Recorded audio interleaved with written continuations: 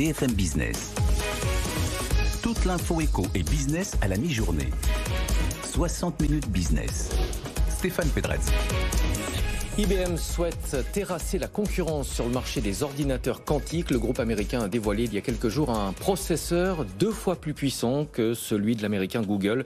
Puissance qui devrait encore être multipliée par 8 d'ici 2023. Béatrice Kosowski, bonjour. Bonjour. Vous êtes présidente d'IBM en France. Un peu de pédagogie, c'est quoi la spécificité, sans être trop technique, de ces processeurs quantiques ? Alors, déjà, la bonne nouvelle, c'est que l'informatique quantique est là pour résoudre des équations extrêmement complexes dont certaines ne peuvent pas être résolues aujourd'hui même par les supercalculateurs extrêmement puissants. Donc, on cherche vraiment à avoir des cas d'usage qui vont servir la planète. Il y a des usages dans le domaine environnemental, et puis dans le domaine de la santé, dans le domaine de la chimie, dans le domaine de la finance. Donc, il y a beaucoup d'usages. Et finalement, l'objectif pour nous, il est vraiment sur 2 fronts. La première chose, c'est d'asseoir la technologie. Donc effectivement, la puce Eagle que nous avons annoncée très récemment, en fait, démontre que nous savons faire fonctionner la technologie à 127 qubits, ce qui veut dire que c'est un état où on ne peut plus être simulé. Donc c'est vraiment la technologie qui est à la manœuvre.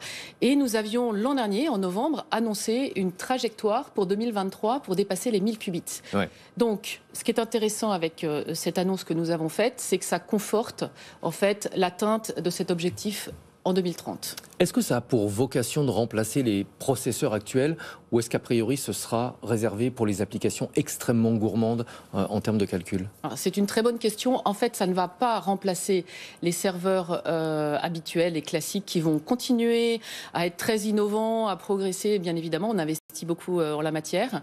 Simplement, là, en fait, on va s'adresser effectivement à des équations exponentielles. Donc, on parle de suprématie quantique, d'avantage quantique. L'ambition que nous avons par rapport à la roadmap dont je vous ai parlé de dépasser les 1000 qubits, c'est que justement, en 2023, on pourra de façon réelle démontrer cet avantage quantique sur des applications et des cas d'usage qui servent à quelque chose. J'imagine que ça représente énormément d'investissements en R&D. Absolument. Ouais. Des milliards. Est-ce que c'est rentable, justement, d'adresser un marché extrêmement pointu, qui est celui des supercalculateurs, des applications professionnelles très gourmandes, d'investir des milliards de dollars ?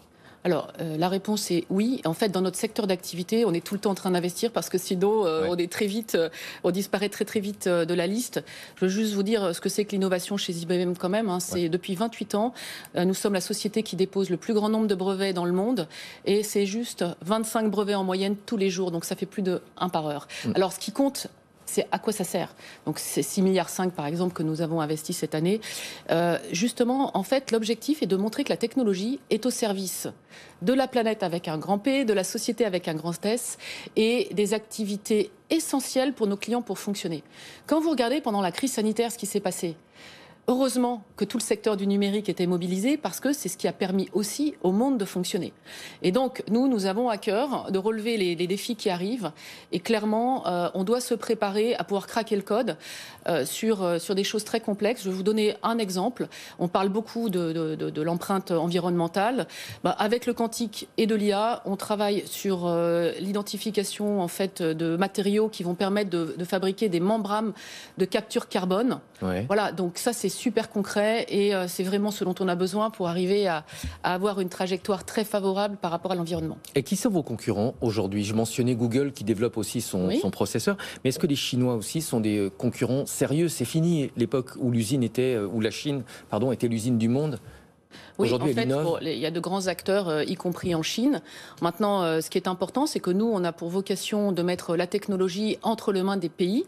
Donc, je voudrais juste dire quand même que pour la première fois en Europe, il y a la vraie technologie, je dirais, qui a été mise entre les mains des Allemands. Donc, en Allemagne, ce modèle a été implémenté avec l'Institut Fraunhofer. Ce qui est intéressant, c'est qu'en fait, le modèle opératoire de la technologie respecte complètement leurs exigences de souveraineté, bien sûr, mais il s'appuie sur notre technologie. Donc vous imaginez l'ambition et le rêve que j'ai, c'est de pouvoir aussi faire bénéficier la France de cet apport technologique. Ce qui est important par rapport à ce que vous avez dit sur les applications, c'est qu'il n'y a pas que la technologie. La technologie est fondamentale parce que c'est le socle, mais il faut tout l'univers des développeurs. Donc en fait, et là j'ai la fierté, je dirais, d'avoir un hub quantique à Montpellier qui travaille notamment sur des missions mondiales, qui consiste en fait à développer des kits pour aider les développeurs à se familiariser et à commencer à travailler des cas d'usage sur le quantique, parce que nous serons évidemment très dépendants des applications qui y seront développées. Vous parlez du savoir-faire en France et de ce que vous développez. Est-ce que vous avez l'impression que les Américains regardent aujourd'hui la France différemment? On a une vraie politique affichée de soutien aux start-up, la Start-up Nation chère à Emmanuel Macron. Comment est-ce que les Américains regardent la France aujourd'hui? Avec un regard très positif. Je peux vous dire que je suis en contact permanent avec le patron de la recherche et les personnes qui dirigent au niveau mondial, par exemple l'informatique quantique. Ils ont parfaitement compris à quel point la France prend ça au sérieux et les investissements qui sont prévus, etc. Donc, si vous voulez, je trouve qu'en fait, on peut avoir une approche très collaborative. Ce qui est important, c'est d'arriver à rassurer tout le monde. On est, je pense, sur un sujet de confiance, hein. Confiance par rapport à la souveraineté, confiance par rapport à la technologie. Donc l'objectif aussi est d'avoir des approches collaboratives et ouvertes pour pouvoir rassurer tout le monde et pour autant avoir effectivement l'accès à la technologie et à l'innovation. Où est-ce que vous en êtes aujourd'hui de la trajectoire du groupe après notamment le spin-off de votre activité infogérance? Oui, alors cette spin-off qui a donné naissance au leader de l'infogérance qui est Kyndryl a eu lieu le 4 novembre, donc voilà, c'est tout récent. Ouais. Donc aujourd'hui, vous avez une nouvelle IBM qui est aussi leader, je dirais, sur ces segments d'activité. Donc fondamentalement, une société de consulting et une société de technologie. Et on va mesurer en fait notre succès et notre croissance à la fois sur nos activités de consulting, sur le software, qui est un très gros vecteur de croissance pour nous. Alors on fait, en fait, notre positionnement, il est autour de l'hybrid cloud. En mode open, parce que nous avons fait l'acquisition de Red Hat, donc nous sommes des fervents défenseurs de ces architectures ouvertes qui permettent aux clients finalement d'utiliser, de développer des applications et de les faire tourner dans n'importe quel type d'environnement, ce qui est très important, cette liberté, cette interopérabilité. Et puis notre deuxième volet d'activité, c'est tout ce qui est intelligence artificielle et en travaillant sur les processus et l'accès aux données, la sécurisation de la donnée de nos clients pour qu'ils puissent en tirer de la valeur. Voilà, ça c'est fondamental. La sécurité, c'est un challenge. Alors, la sécurité, c'est en transverse, c'est partout. Ouais. Je voudrais juste dire que là, en 2021, l'Europe passe devant l'Amérique du Nord en ce qui concerne la proportion du nombre de cyberattaques.